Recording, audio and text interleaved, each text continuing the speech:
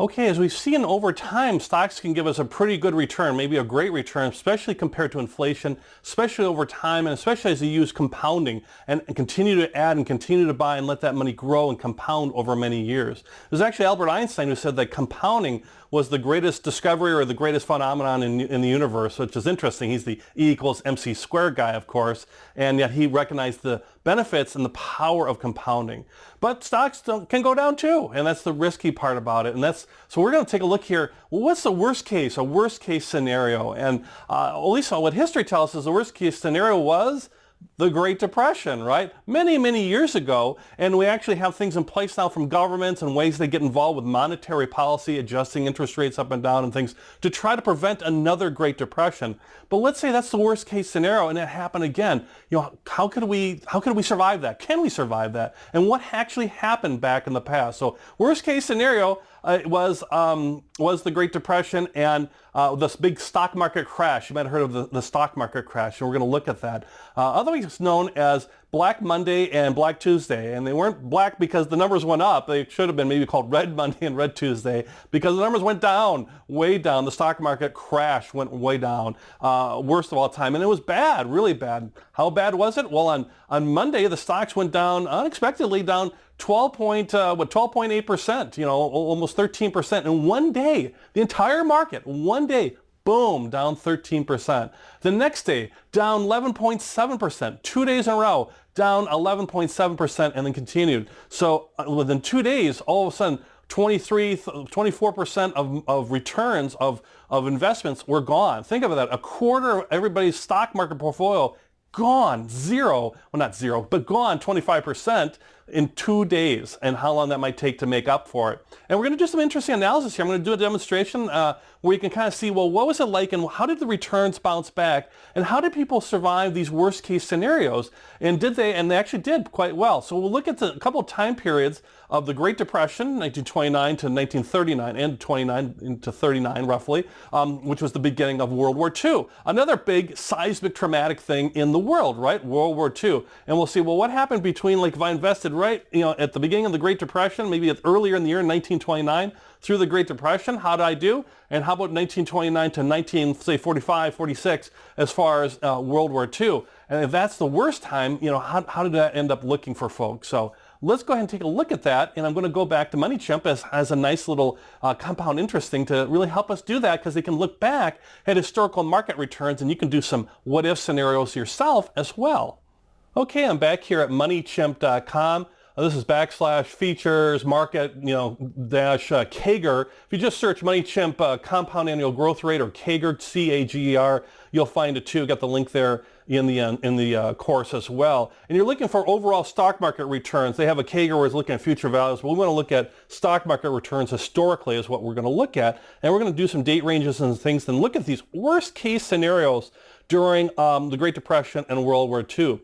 And CAGR, it basically stands for compound annual growth rate. So it's a different number than an average rate. You hear in averages, we looked at the first number was kind of average returns, things that in that portfolio number, we're looking at that 10% average, but actually CAGR looks at things going up and down, and so it's more compounded, and it gives you a little bit better actually number, but a smaller number. Actually, you're going to get a smaller return number if you do it from a compound annual growth rate, if you get real kind of geeky about it, I guess. But we don't have to worry about geeky things. We just want to look at returns over the years. And you can see on the left-hand side here, how they have the returns for every year. So if you're wondering, like, well, how was 2009? I heard that was a big bounce back from the the crash with the where the stock market went down 37% and bounced back up 27% during the Great Recession. A big dramatic time for us. But let's go in more recent history. But we're going to go back and we're going to look at the Great Depression, because we want to see. I want to know the risk here. I want to know what's the worst case scenario. So we'll look at the beginning here. I'm typing just the dates. Here's January 1st, 1929. So the beginning, the market crash happened in October. So there's a little bit of gains early there, but really that big crash wiped them all out. And we're going to go to 1939, the end of 1939. Towards the end of 39, of course, is when the World War II began. So this is really kind of covering that whole Depression decade. So I put in the dates. I'm going to include dividends, like we're reinvesting in dividends, and we're going to see what our return is, and we'll walk through this here real quick. So I hit calculate after I put my dates in, And we'll adjust for inflation in a second. I'll demonstrate that. But first, you can see the average return, even during the Great Depression, was 3.86. Now that's the average. That's not compounded, so a compounded number will be less. And that's where that annualized CAGR is, a negative return, because the stocks go up, but then they go down dramatically. It takes a little more to get, recapture those gains. So that compound annual number is a more conservative number. And you can see that's a negative 1.1%, all right? So even in the Great Compression, I'm not losing 30% every year. I lost 1%, but over a long period of time, over 10 years.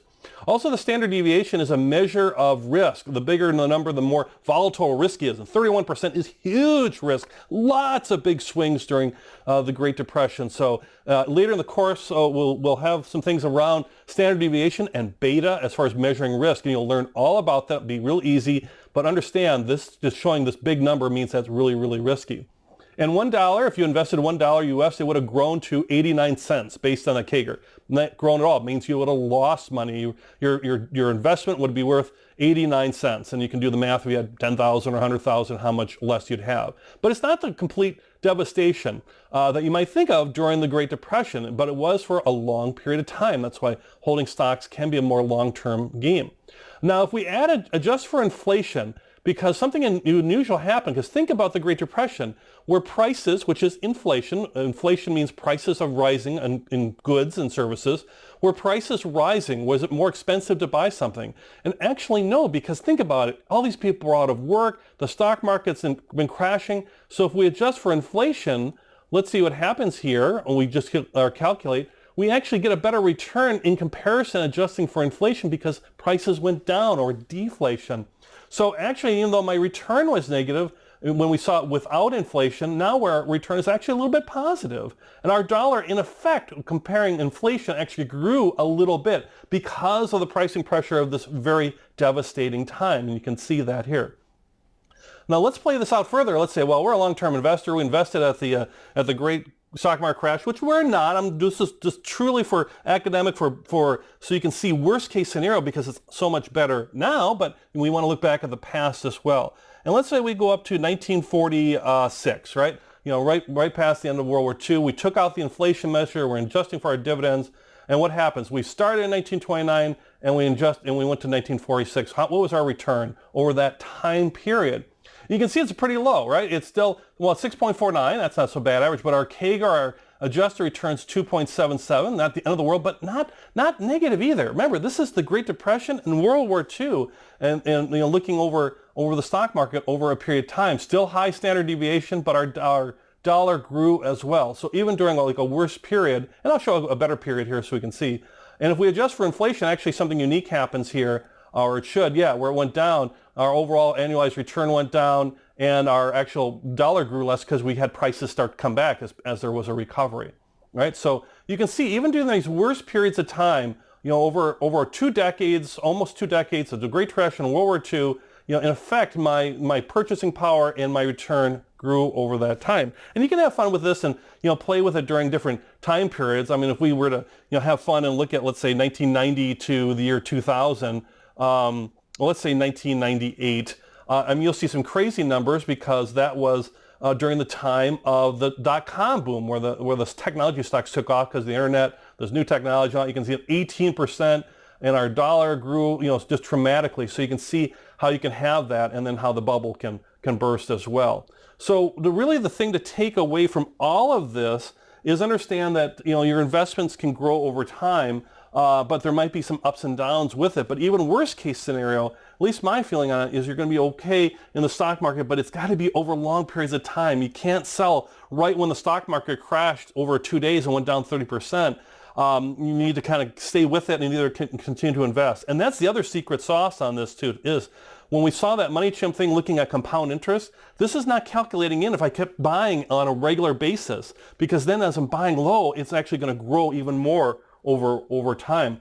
And if we look at this last chart here of the stock market history returns by decade, you can kind of see how the decades played out This is the average number, but you can see some of these big numbers and some of these small numbers as well. All right, so this is great. So the good news is, yes, you can make money in the stock market. Yes, it's risky, but if you do it over time and if you continually to invest, you're going to be in pretty good shape. And that's been certainly a secret of mine, not really a secret, it's pretty well known among investors, that continually investing, automating your investments, and continuing to educate yourself, and what we're going to do in the rest of the course, and making better choices in our stocks, our stock mutual funds, and exchange traded funds, is going to really help us to be successful over the long term.